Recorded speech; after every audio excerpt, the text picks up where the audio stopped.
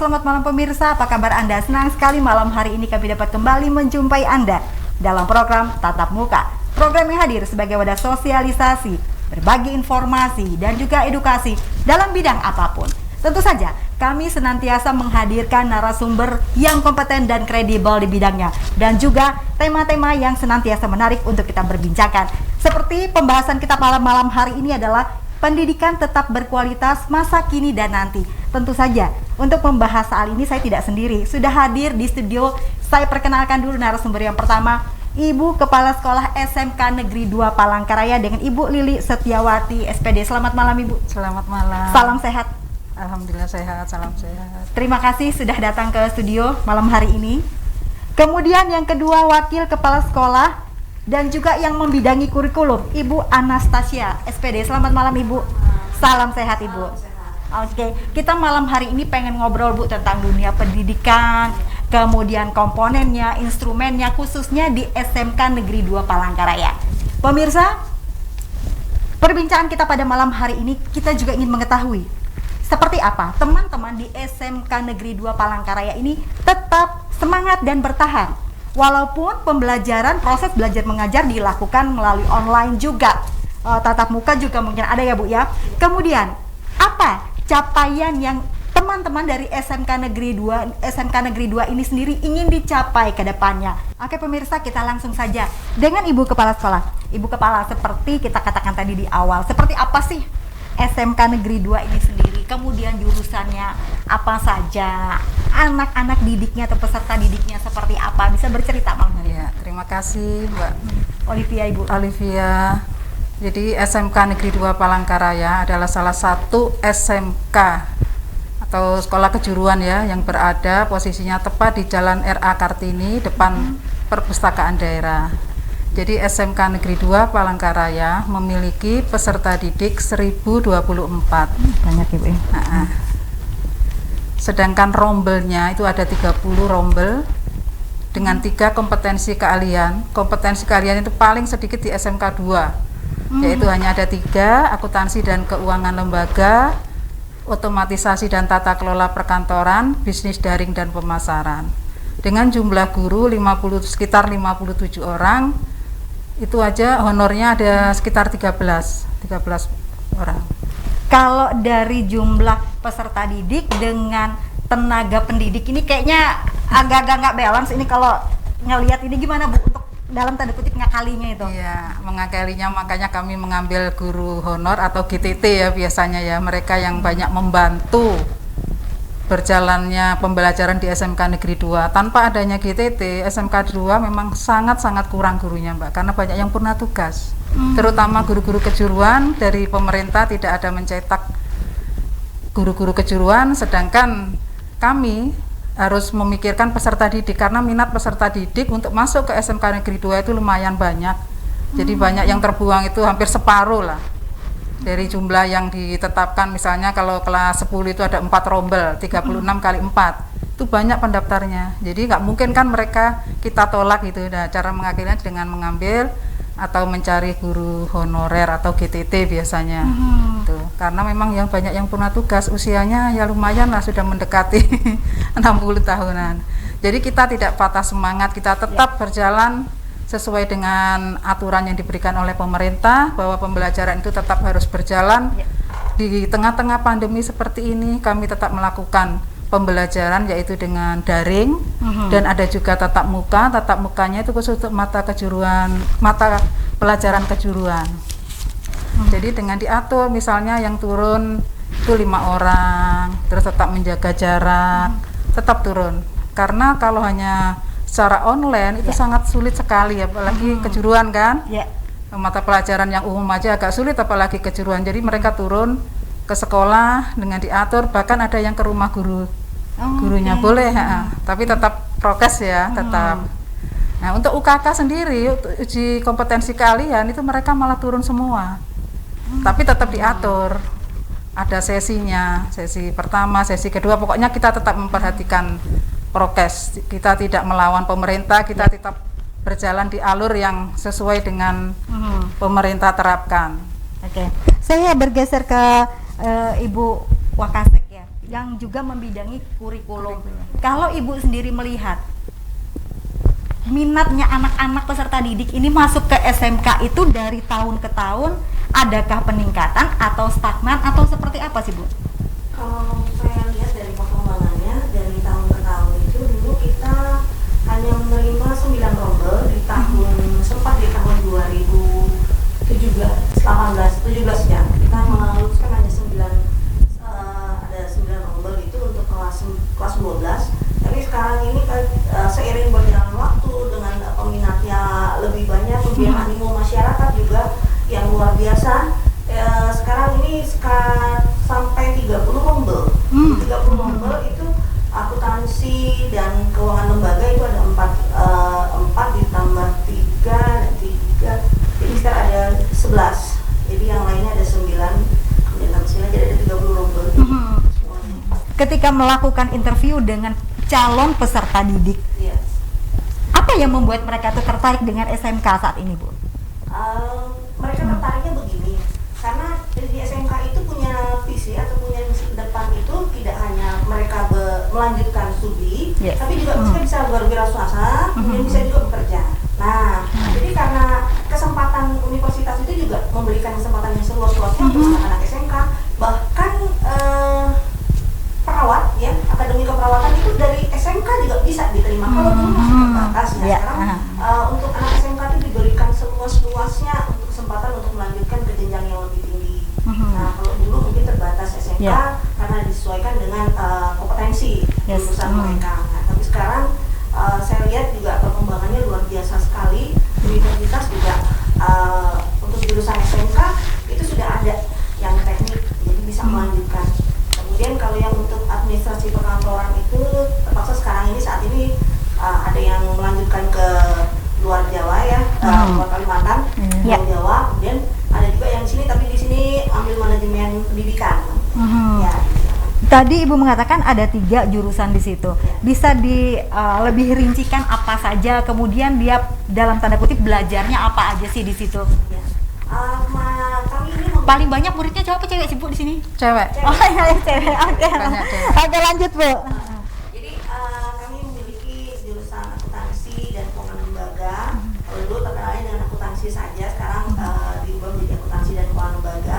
Kemudian yang satu lagi ini kurikulum baru ya, kurikulum SMKPK ini. Jadi yang dulu administrasi perkantoran diganti dengan manajemen perkantoran dan layanan bisnis. Jadi lebih luas lagi, tidak kaku hanya berurusan dengan kertas-kertas ya, tapi lebih luas lagi untuk layanan bisnis. Jadi mereka bisa nanti lulusannya bisa jadi resepsionis, kemudian bisa EO sekarang. Jadi anak-anak kita ini lulusannya banyak event organizer. Jadi yang bisnis daring dan pemasaran itu dulu terkenal dengan tata niaga. Bisnis daring dan pemasaran. Dan bisnis daring dan pemasaran ini karena kita bekerja sama dengan pihak dunia usaha dan industri, khususnya ini kita pernah menjalin dengan Alfamart ya. Jadi perekrutan siswa lulusan kita itu langsung terserap. Jadi karena kita juga punya kelas Alfamart, jadi itu yang salah satunya yang membuat peluang kerja ya. Peluang kerjanya. Kemudian animo masyarakatnya karena melihat tetangga saya lulusannya SMK udah bisa kerja, bisa mandiri, bisa malah bisa kuliah. Iya, Bisa. sedangkan bisa kuliah juga, kemudian bisa kerja. Jadi tidak menutup kemungkinan mereka untuk mendapatkan kesempatan yang ke jenjang yang lebih tinggi lagi, kemudian mendapatkan penghasilan juga lebih tinggi lagi. Jadi banyak kesempatan yang bisa diraih mereka, walaupun dan mereka juga tidak kalah sama S1. Saya pernah lihat juga anak-anak juga malah lulus yang anak SMK. Karena mungkin kalau anak sudah ada S1 basic mungkin agak karena sudah pengalaman praktek ya. Ngajar praktek bekerjanya kurang ya. Jadi saya lihat itu malah lincah anak SMK. Ada pergeseran berarti. Kalau dulu orang-orang mungkin menilai SMK dalam tanda kutip lebih grade-nya lebih rendah dibandingkan yang sekolah menengah atas. Saat ini sekarang bergeser. Berbalik. Sudah anak-anak ini justru yang banyak seperti Ibu katakan tadi malah tidak bisa menampung semua, menolak dalam tanda kutip mereka. Kemudian soalnya untuk lulusan SMK kurikulumnya, harus BMK Bu. bekerja melanjutkan wirausaha. BMW kok BMK, BMW bekerja melanjutkan wirausaha. Kalau wirausahanya didahulukan itu malah bagus. Kemudian Ibu tadi mengatakan juga saat ini daring tatap muka juga berjalan. Untuk kurikulumnya Bu, menyesuaikan dengan pandemi, kita sudah hampir 2 tahun ini masih masih pandemi, kita nggak tahu juga kapan berakhirnya. Nah, untuk kurikulumnya sendiri seperti apa? Kurikulumnya kita tetap mengacu pada kurikulum yang ada ya Mbak ya.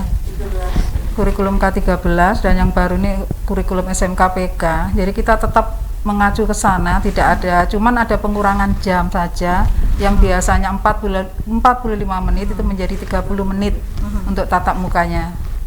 Kemudian kalau untuk mengejar ketertinggalan itu pasti kan ada tertinggal nih Bu, Iya, dan pasti. yang sebelumnya itu. Nah, itu seperti apa untuk dalam tanda kutip ngakali anak-anak ini tetap mendapatkan yang seharusnya mereka dapat, tetapi dengan tetap mematuhi yang namanya protokol kesehatan seperti ini. Nah, ngakalinya piye caranya? Nah, ngakalinya itu yaitu dengan tadi mereka kadang ada yang diundang bisa ke rumah ibu bapak gurunya atau bisa juga datang ke sekolah secara bergantian. Dan alhamdulillah walaupun kita ini pandemi, pembelajarannya itu secara daring, tidak murni luring seperti biasanya, memang ada perbedaan. Tetapi alhamdulillah kita tetap mencapai prestasi Mbak. Nyatanya peserta didik kita mengikuti lomba yang diadakan Dinas Pariwisata, itu tingkat provinsi, itu juara 1 melaut dan menyumpitnya juara 2. Nah itu minggu depan itu rencananya ikut yang diadakan Dinas Sosial, yaitu membuat karya tulis. Nah itu belum tahu apanya. Nah kita juga ada juara yaitu perpustakaan tingkat Kalimantan Tengah, meraih prestasi juara 2. Perpustakaan ini apa Bu yang menjadi kategori penilaian, yang menjadi tolak ukurnya? Jadi SMK 2 nih bisa juara 13 kabupaten kota loh ini. Tolak ukurnya banyak sekali Bu, banyak isian-isian yang harus instrumennya. Dan itu pun kalaupun bisa juara itu Mbak, itu memang kami perpustakaannya alhamdulillah bagus karena ada bantuan dari Bank Indonesia dan PLN belajar, dari sarana prasarananya, buku-buku itu lumayan. Kalau tidak ada bantuan dari mereka mungkin kami juga tidak mungkin itu akan meraih prestasi atau ya sejajar dengan teman-teman yang lain. Jadi kriterianya banyak sekali, kita harus ada alarmnya, siapa yang masuk ke situ, itu nanti ketahuan siapa yang pinjam buku terdeteksi, terus ada berapa yang minat baca, terus ada juga lomba siapa yang banyak berkunjung ke perpustakaan, itu ada perhitungannya tersendiri lah, banyak sekali. Ibu tadi mengatakan minat baca. Saat ini kita lebih banyak bermain dengan yang namanya gadget. Nah, itu seperti apa teman-teman dari SMK Negeri 2 ini mensupport peserta didiknya sehingga dia tetap memiliki minat baca. Sebelum kita lanjutkan perbincangan kita pada malam hari ini dengan tema pendidikan tetap berkualitas, masa kini dan nanti, kita ikuti dulu tayangan berikut ini.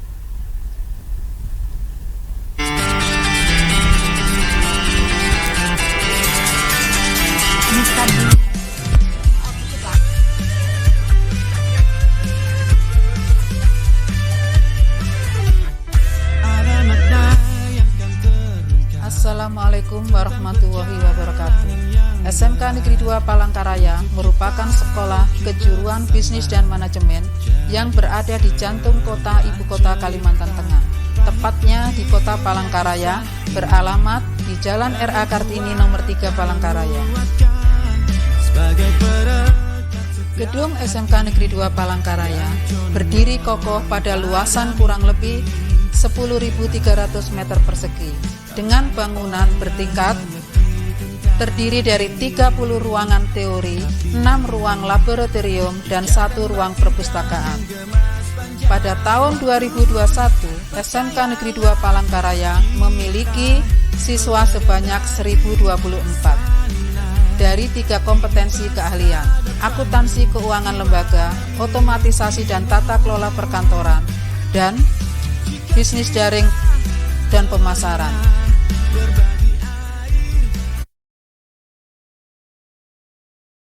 memiliki visi, yaitu menjadikan kompetensi keahlian yang unggul sesuai dengan standar operasional prosedur dunia usaha dunia kerja. Dengan misi, membekali siswa dengan pengetahuan dan sikap bertakwa kepada Tuhan Yang Maha Esa, serta membangun kompetensi keahlian dengan menyelenggarakan pendidikan dan pelatihan untuk menyiapkan tenaga kerja yang mandiri, sehingga mampu berdaya saing dan memanfaatkan media digital untuk memasarkan produk sesuai dengan tuntutan dunia kerja. Agar menciptakan siswa yang terampil, inovatif, dan kompetitif melalui program prioritas SMK Pusat Keunggulan atau disebut SMKPK, maka SMK Negeri 2 Palangkaraya melakukan rencana jangka menengah dengan strategi melalui MUU bekerja sama dengan PT Sumber Alfamart Trijaya Tbk berupa Alfamart Class, di mana silabus, bahan ajar, dan guru tamu dari Dudika, sehingga mempermudah rekrutmen lulusan diterima bekerja di Alfamart Kota Palangkaraya dengan membagi rencana aksi program keahlian bisnis daring dan pemasaran menjadi semester pertama melakukan penataan dan penyusunan peta kompetensi keahlian, melaksanakan penyelarasan kurikulum bersama Dudika, melaksanakan pembelajaran berbasis proyek, melaksanakan pendidikan dan pelatihan bagi guru kompetensi dan kepala sekolah berbasis industri. Dan pada semester kedua, melakukan magang dan sertifikasi guru berstandar industri, pemenuhan alat praktek sebagai syarat uji kompetensi keahlian sesuai dengan standar industri dan mengundang guru tamu dari Dudika, serta membangun jejaring dengan SMK lainnya. Dengan dilaksanakannya strategi dimaksud, sehingga lulusan pada tahun 2021 pada SMK Negeri 2 Palangkaraya memiliki peningkatan target persentase lulusan, yaitu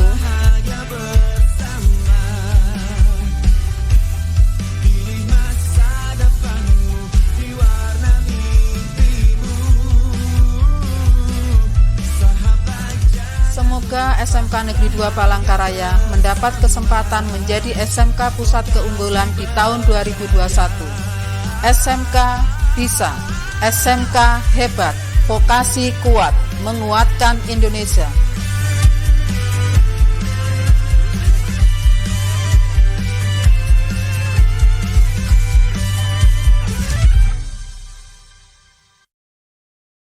Tadi kita sudah melihat tayangan profil SMK Negeri 2 Palangkaraya. Nah, kita lanjutkan lagi perbincangannya. Kita langsung saja, Bu. SMK melaksanakan sinkronisasi kurikulum.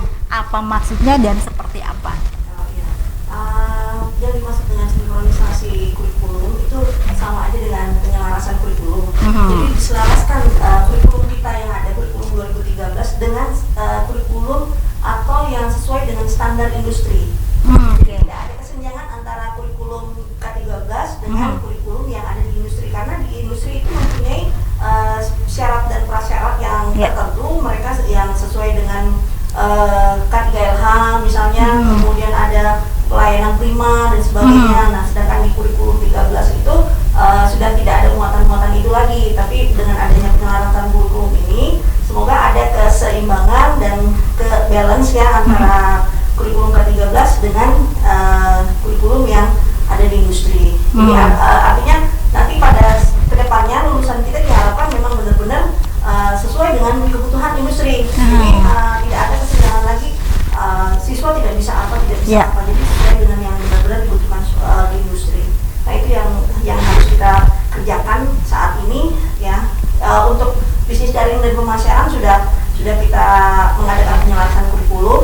Kemarin kita mulai mencoba juga untuk jurusan akuntansi dan keuangan lembaga, dan kami mencari dunia usaha dan dunia industri yang bisa kami buat, kita jadikan mitra bersama. Jadi kita bersama-sama untuk menyesuaikan, menyelaraskan kurikulum yang ada. Jadi kurikulum K13 tetap kita gunakan karena kita terkait dengan Badan Akreditasi Nasional ya. Kemudian kurikulum industri, kurikulum yang sesuai dengan industri tetap juga kita gunakan karena input dan outputnya biar balance juga dengan kebutuhan industri. Oke, kemudian Bu, untuk mengupgrade ini sendiri tenaga pendidiknya seperti apa? Jangan-jangan nanti kurikulumnya yang disinkronkan, kemudian tenaga pendidiknya satu step lebih di bawah ini seperti apa SMK? Jadi Dua. Pemagangan. kita melaksanakan kurikulum, jadi kita benahi dulu yang terkait dengan dokumen, kurikulum dan sebagainya kita. Kemudian nanti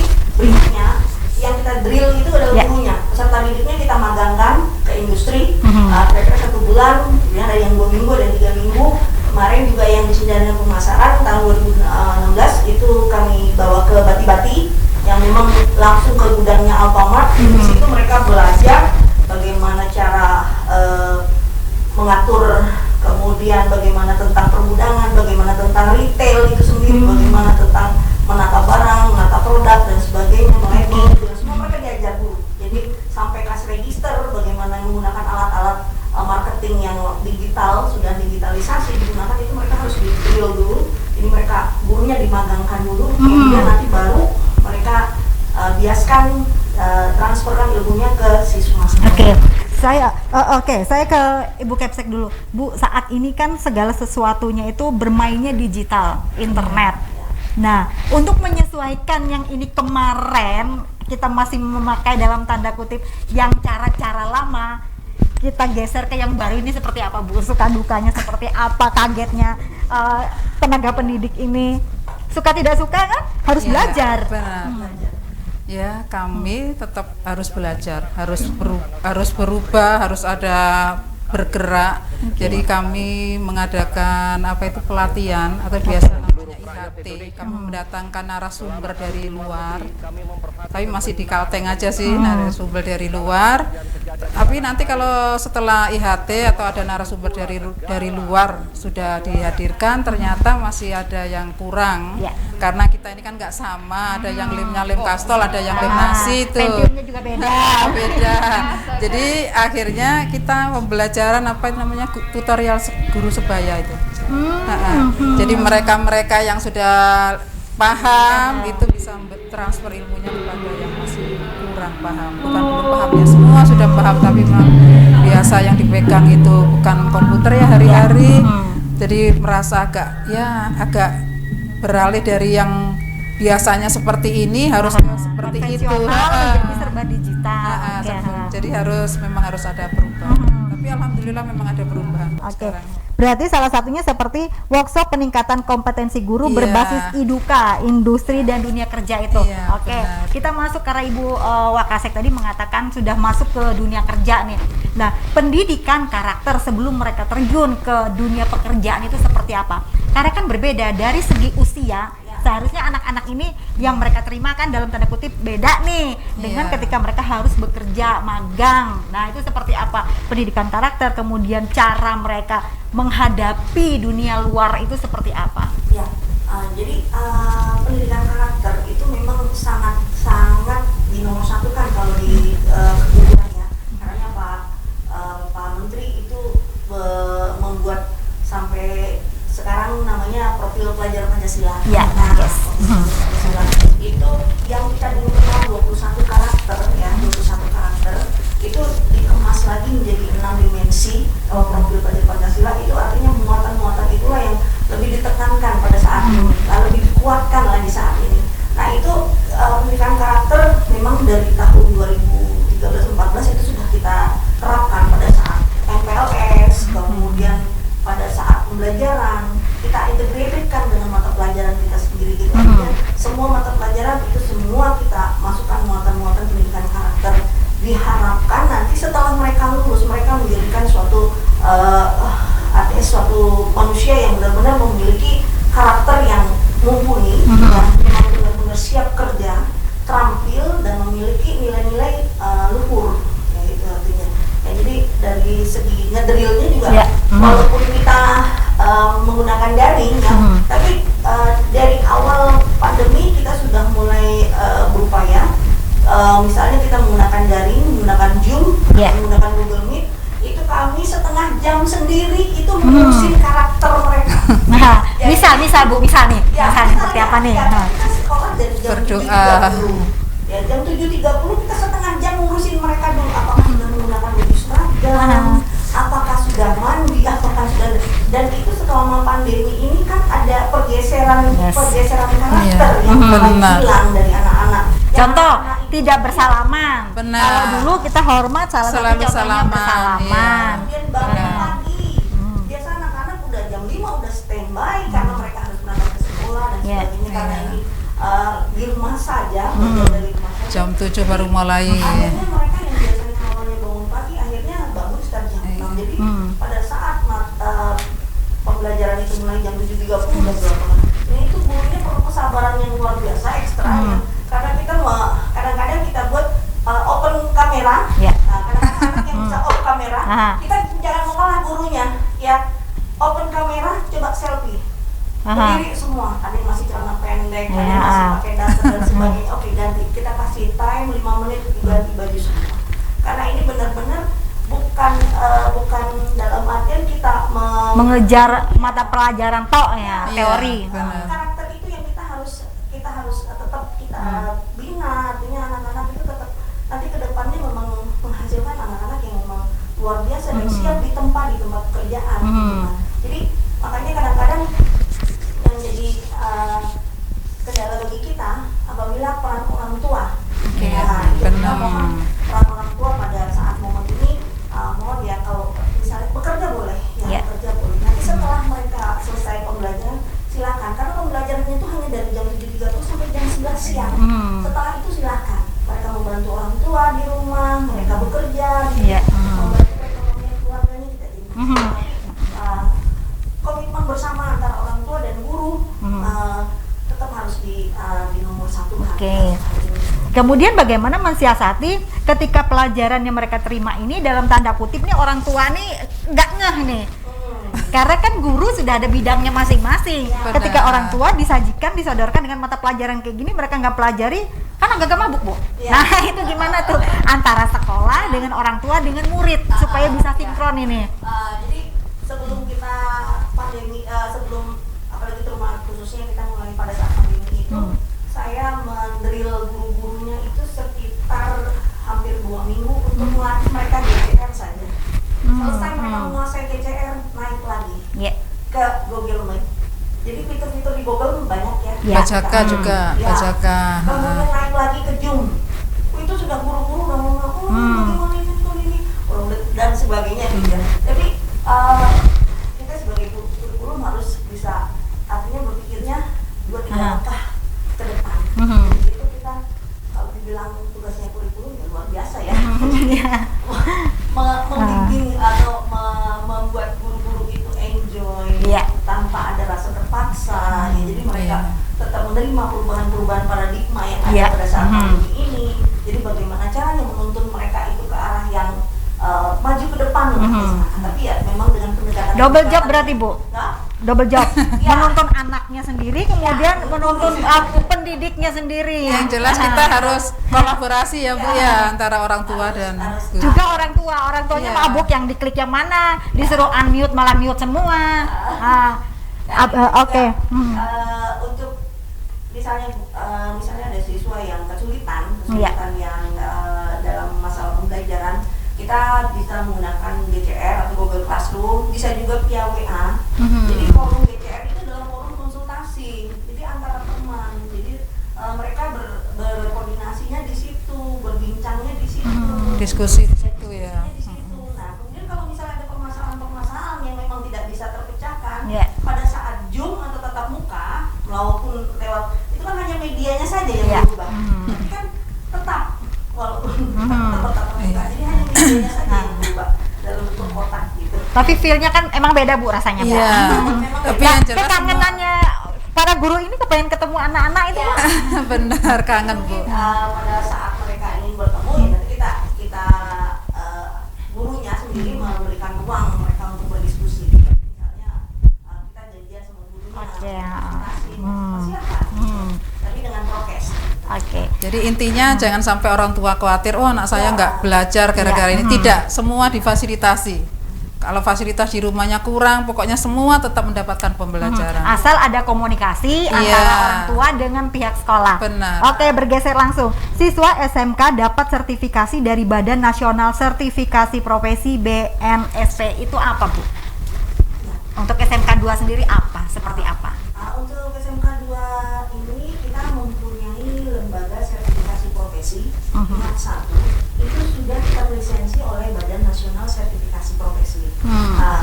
Ya, jadi itu tidak mudah untuk mendapatkan kita menjadi terlisensi dan persyaratan yang harus dipenuhi itu adalah izin supaya kita bisa menguji siswa kita.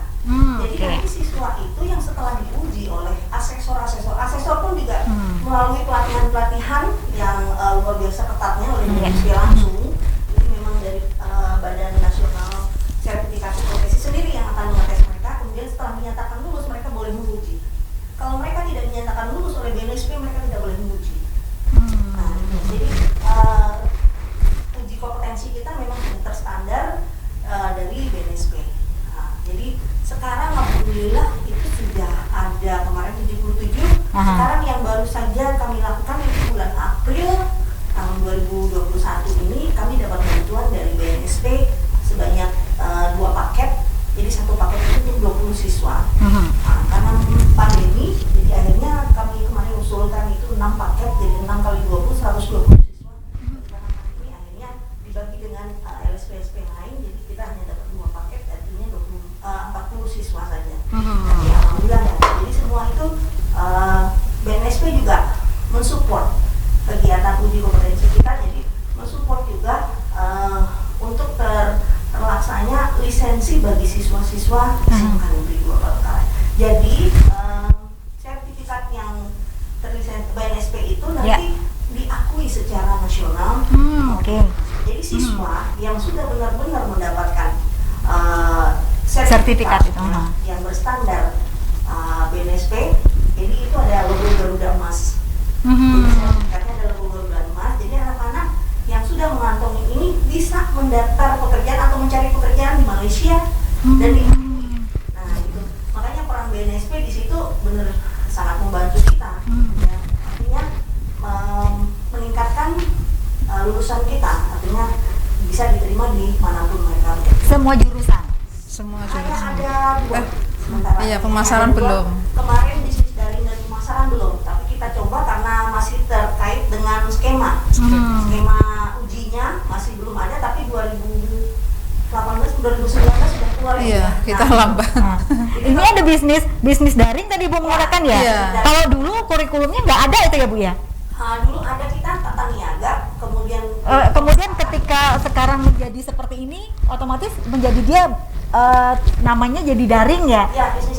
Online berarti mereka memasarkan secara online, diajarkan tapi di SMK sekarang berubah juga. lagi menjadi pemasaran lagi, kurikulum yang baru. Retail ada sendiri jurusannya retail, tapi kita belum membuka jurusan retail. Nanti karena retail ada sendiri, kemudian logistik juga ada sendiri. Jadi sekarang dipecah lagi untuk bisnis daring dan pemasaran. Jadi kalau pemasaran itu nanti konsepnya malah ke digitalisasi. Jadi semua seperti beli-beli, on-shop dan sebagainya itu nanti akan diajarkan di situ. Bisnis online. Berarti mereka belajar tentang manajemennya. Berarti ada pergeseran juga dari teman-teman SMK Negeri 2 ini, dalam tanda kutip saya katakan mencuci otak siswa bahwa kalau manajemen bisnis itu nggak cuma orang ngertinya sales, marketing. Benar. Benar. Padahal sales kan ya jualan ya Bu ya. Online juga jualan, cuman bahasanya. Tapi kan bagian dari sales pun juga, tapi kalau tanpa promoting, bagaimana kita mendesain tempat, packagingnya, kemudian mengemasnya, nah itu yang mulai disentuh gitu. Kalau dulu kan tahunya hanya jual beli, jual beli. Nah sekarang lebih ke merchandise. Nah jadi merchandise itu kayak kita buat stand, buat stall gitu. Nah itu dari menyusun displaynya sampai memasarkan stall yang benar-benar bisa menarik ya. Nah itu sampai teknik marketingnya, digital marketingnya sampai ke bisnis online-nya, semua harus bisa. Nah itu sekarang yang mulai kita kejar untuk meningkatkan kompetensi siswa. Jadi itu ada beberapa guru nanti yang dimagangkan terkait dengan digital marketing itu. Jadi karena digital marketing itu sekarang luas. Jadi nggak hanya ngurusin foto-foto doang gitu kan. Sekarang itu lebih ke kayak seperti Tokopedia, dan sebagainya itu lebih, karena ternyata platformnya juga luar biasa. Dan memang harus kerjasama dengan UMKM yang ada di sini kan. Kalau UMKM di sini kemana aja Bu kerjasamanya untuk SMK 2? Kita ada dengan ini ya Bu ya, Di- dengan kerajinan yang lokal ya. Di daerah mana itu? Sabaru itu ya, Sabaru ya. Ya, Sabaru, terus ada dari mana itu Bu? SPN itu daerah mana itu? Di mana itu Bu? SPN Bukit Rawi. Kami mendatangkan narasumber. Dan kalau kita memberdayakan siswa kan, siswa itu waktunya yang terbatas, bukan kemampuannya, waktunya, karena dia harus belajar matematika, belajar bahasa Indonesia, belajar yang lain-lain macam-macam, jadi waktunya terbatas kan. Jadi kita memang harus kerjasama dengan UMKM. Nah, paling nggak ini untuk menyinkronkannya gimana Bu? Supaya antara teori itu dengan budaya kerja itu bisa balance, sejalan. Teori ini orang mendem, tapi mereka juga bisa. Ya, karena kan kalau SMK itu teorinya 40%, 60% di praktek 40% teori. 40% teorinya, 60% praktek. Jadi pada saat pembelajaran itu ya sambil mengajarkan juga teorinya, jadi secara langsung. Nah, jadi kalau untuk muatan teori, memang muatan teorinya itu hanya 40%, tapi lebih banyak Praktekan. Itu bedanya dengan SMK. Dan makanya ada PKL itu praktek kerja lapangan atau Itu mulai prakerja. kelas berapa Bu? Kelas 11. Kelas 11. Kelas 11 itu sudah mulai itu ada. mulai penjajakan kita untuk mencari dunia usaha dan industri di sekitar Kalimantan Tengah ini. Nanti kita akan sebarkan siswa kita yang memang sesuai dengan kompetensinya ke dunia usaha dunia industri tersebut. Jadi kira-kira sesuai kebutuhan dunia usaha dan industri sendiri. Magang dulu kan ceritanya itu mereka jalan-jalan dulu ke perusahaan-perusahaan. Kita ada tur. Tur, tapi karena sekarang kondisi seperti ini turnya virtual. Turnya virtual. Kemarin Pokari virtual. Secara virtual. Biasanya kita kan ke Banjar, kemana itu? Ke Bali pernah, ke Malang, tapi karena kondisi seperti ini ya mau tidak mau secara virtual. Setelah itu nanti prakteknya namanya PKL atau prakerin, anak-anak terjun langsung ke lapangan. Berapa lama Bu biasanya? 6 bulan. Wih, lumayan. Boleh tidak di Palangkaraya, boleh di mana saja, tapi tergantung anak dan orang tua. Kemudian dari sekolah Bu menyiapkan mereka ini supaya seperti saya tanyakan tadi, menyiapkan mereka supaya mereka ini dalam tanda kutip pandai di dunia kerja. Dari awal. Dari awal sih Persiapannya. sudah, Jadi mereka pada Dari awalnya kelas 10 itu disiapkan sudah. passionnya dulu. Jadi passionnya mereka diajak berjalan-jalan ke industri, berjalan-jalan dulu. Jadi kunjungan industri namanya Bu. kunjungan Kunjungan industri. ini loh nanti jurusan misalnya akuntansi, passionnya kalian tuh nanti kesini loh, ya gitu. Jadi sekarang itu menciptakan passion, kemudian diharapkan nanti siswa itu mencintai jurusannya, kemudian mencintai dirinya sendiri. Sehingga nanti passion, kalau dulu kan tahunya mereka bergunanya setelah terjun ke dunia kerja. Iya. Nah sekarang mulai dari awal itu kita sudah menyiapkan passion anak-anak itu, oh iya nanti aku kesini ke depan, kedepannya aku begini. Jadi dari awal mereka sudah ketemu passionnya, jadi benar-benar mencintai jurusannya, dan itu sudah hampir hilang ya kalau nggak salah. Setiap tahun ada itu. Dulu ada itu ya. Ada. Kemudian untuk kegiatan di luar itu Bu, di luar teori, di luar sekolah, untuk ekskul mereka sendiri? Eskul ini untuk sementara Bu memang tidak apa, kalau di dunia nyata enggak, tapi secara virtual iya. Nyatanya kan yang menari ada kan? Oh iya. Jadi mereka tetap ya prokes lah.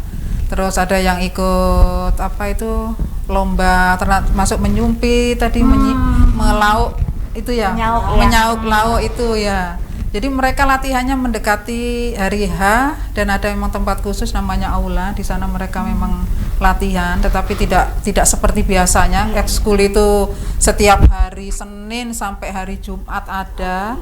Tapi sekarang tidak, untuk persiapan misalnya kalau ada kompetisi baru mereka bersiap-siap. Seperti Manfaat 17 mereka ikut ini Bu, selain mereka mendapatkan manfaat dari belajar di sekolah, kemudian kerja, kalau mereka ikut ekskul ini apa? Di samping yang jelas mereka kan menyukai hobi dunianya lah. Untuk si anak itu sendiri?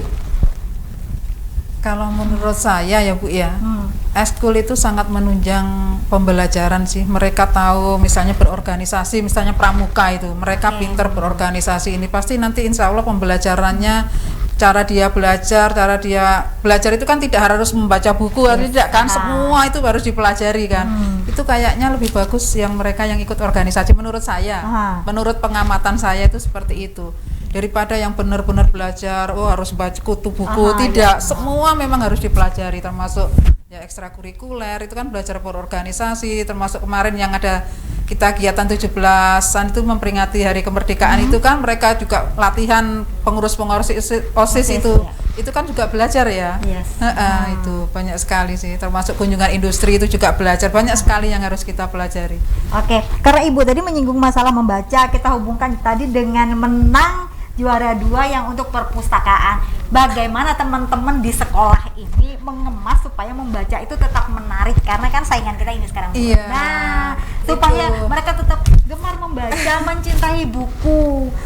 Jadi Seperti di situ apa? ada itu Bu, ada trik-triknya. Alhamdulillah ketua perpustakaan ini punya kreasi, punya kreativitas. Jadi anak-anak yang mengunjungi perpustakaan sesering mungkin mengunjungi, dan mengunjungi itu bukan hanya tidur di situ ya, tapi otomatis membaca ya, jelas. Itu ada itu Bu, ada ya sedikit lah Reward. reward untuk mereka, tapi hanya diambil dari 1, 2, 3 saja rewardnya itu. Oke, itu caranya supaya anak-anak ini kembali gemar membaca, bukan kembali gemar menonton. Iya, memang agak sulit Bu ini. Gadget ini memang luar biasa, lebih membiusnya lebih luar biasa. Karena sudah 4.0 ini memang mau tidak mau, suka tidak suka kita harus lewati bersama. Benar. Oke, kemudian untuk kita sama-sama tahu ke depan ini kita siap dengan bonus demografi. Benar, ya. Pak Presiden juga sudah mengatakan itu Iya. khususnya untuk SMK. Bagaimana dari teman-teman SMK Negeri 2 ini mempersiapkan itu next ke depan, next generation? Itu dengan cara membekali peserta didik, yaitu dengan cara prakteknya itu lebih banyak, praktek termasuk praktek di dunia usaha, dunia industri tadi, dengan cara kita memagangkan guru ke dunia usaha, dunia industri, terus siswanya prakerin, agar anak-anak itu punya keterampilan, punya kompetensi yang diharapkan oleh pemerintah, sehingga nanti setelah mereka lulus, mereka itu bisa menjadi BMB tadi, bekerja melanjutkan atau wirausaha. Itu harapan kami sangat berharap yang lebih utama yang saya harapkan itu mereka jadi W-nya duluan, wirausaha dulu. Itu harapan kami ke depannya itu. Yaitu dengan membekali mereka itu tadi. Tetapi apakah itu diterapkan atau enggak itu kan tergantung lagi kepada yang bersangkutan atau peserta didik, Bang Bu. Kita pihak sekolah berusaha semaksimal mungkin bagaimana caranya kita membekali peserta didik. Jangan sampai mereka keluar tidak punya keterampilan apa-apa. Nah, termasuk pelajaran PKK itu kami juga mendatangkan narasumber itu yang bikin anyaman, bikin bunga dari akrilik itu ada, tapi karena keterbatasan waktu itu memang kita harus menggandeng UMKM tadi itu. Waktunya anak-anak yang karena anak-anak belajarnya harus yang lain-lain banyak sekali. Karena ini kan mereka ini sudah mulai saat ini kan didorong nih, dipersiapkan untuk masuk ke dunia kerja, ke wirausaha, agar mereka ini enjoy Bu, tidak merasa terpaksa. Oh urung-urung aku harus kongkong golek duit gitu kerja. Nah, itu gimana itu Bu? Monggo. Silakan. Mana ya? Tapi anak-anak itu yang sudah itu nggak terpaksa itu Bu. Mereka senang, enjoy aja, mencintai apa yang mereka kerjakan itu, termasuk membuat kotak tisu. Terus kotak tisu yang sudah ya saya yang ini belum terrealisasi, yaitu gantungan kunci dari bahan akrilik ataupun dari rotan. Itu belum terrealisasi karena guru yang bersangkutan lagi terpapar COVID dari keluarga, suami dia sendiri, jadi akhirnya sampai sekarang ini berhenti. Tapi anak-anak itu mengerjakannya dengan senang, dengan yang mungkin cara memberikannya itu ya mereka tidak terpaksa itu Bu. Bahkan hasil karya mereka itu kotak tisu itu dijual ke gurunya, diangkat ke situ. Tapi mereka dengan senang hati sih, kayak waktu itu siapa yang pengen atau yang bisa membuat keterampilan ini, bikin bunga ini, saya bisa Bu, waktu saya magang diajari. Malah dia menawarkan diri gitu. Sudah ada life skillnya anak-anak ini ya, diharapkan ketika lulus dari sekolah ini. Iya, benar. Pergeseran mindset juga, jangan cuma pengen jadi pegawai. Benar. Dan memang banyak pelaku usaha di sana Bu, anak-anak. Tapi ya bisnisnya bisnis makanan sih, kuliner. Mereka biasanya menjajakan bawa makanan dari rumah, dijajakan di kelas-kelas tuh mereka sudah terbiasa membantu orang tua sebelum pandemi. Nah di saat pandemi ini mungkin online ya. Jadi lebih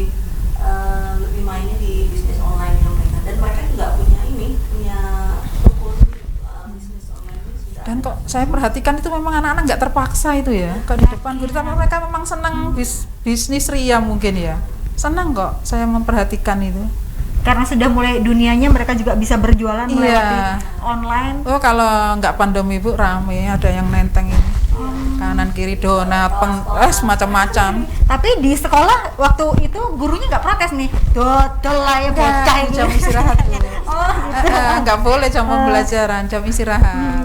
Istirahat tuh mereka. Dan di sekolah juga memang boleh ya Bu ya? Iya, Diperbolehkan sih. Oh, Langsung prakteknya. Jadi Alma Mart itu juga salah satunya untuk praktek mereka bisa berinteraksi dengan customer. Iya. Cara salah satunya bagaimana dagangan ini bisa laku, bisa laris manis, bagaimana cara penyampaiannya. Bahkan Itu ada Bank Mini ya, Bank Mini itu Mini praktek itu anak-anak akuntansi itu seperti Akuntansi ada dia Bank jadi Mini juga. pegawai di bank seperti itu, ada transaksi Ada itu Bu. transaksi juga. Makanya untuk jurusan akuntansi itu kan nabung, ada. Ada Bank Mini, cuma karena pandemi ini semuanya tutup gitu. Jadi kalau untuk perkantoran itu pun juga ada juga kegiatan mereka, terutama yang mereka sekarang ini membuat yang video-video itu terkait dengan video-video pembelajaran. Jadi mereka menyeting dan sebagainya itu sekarang karena perkantoran itu Jadi tidak, EO. iya, benar kan itu. pada kertas Iya. lagi, tapi mereka Iya. jadi event organizer. Anak-anak sekolah ini. Iya. Tapi bukan berarti pandemi itu merupakan halangan, tidak Ya. ya, banyak ada sisi positifnya, memang ada negatifnya juga. Aha. Tetapi kalau dari segi kualitas seperti apa Bu? Ketika kita 2 tahun ini sudah pandemi, karena otomatis kan seperti dikatakan tadi kurikulum Iya. tidak murni sepenuhnya bisa terlaksana. Iya. Kalau Mas Menteri kan bilang memang kita ada kurikulum darurat. Iya, Nah itu benar. seperti apa supaya tetap kualitas anak-anak ini the best walaupun pandemi seperti ini? Ibu, Ya pembelajaran apa itu prakteknya tadi tetap memang harus dilaksanakan Bu, dengan cara kita mengatur tadi persesi tadi tetap harus dilaksanakan, tidak bisa. Nah seperti Mas yang ada ini kan harus tetap praktek, nggak bisa kita secara online praktek, Iya. nanti bingung mana yang Mana dipilih. yang tombol, mana yang Jadi memang harus turun, apakah itu di sekolah atau di rumah guru terserah, itu diserahkan semua kepada Bapak Ibu guru di Jateng. Pokoknya yang jelas kita tetap mematuhi aturan pemerintah, tetap menjaga protokol kesehatan. Jangan sampai guru dirugikan, siswa dirugikan. Dalam artian kan kalau misalnya siswanya ada yang sakit, gurunya kan sampai terpapar kan kasihan juga. Jadi kita sama-sama menjaga, tapi itu memang bisa dilaksanakan untuk kami kejuruan itu.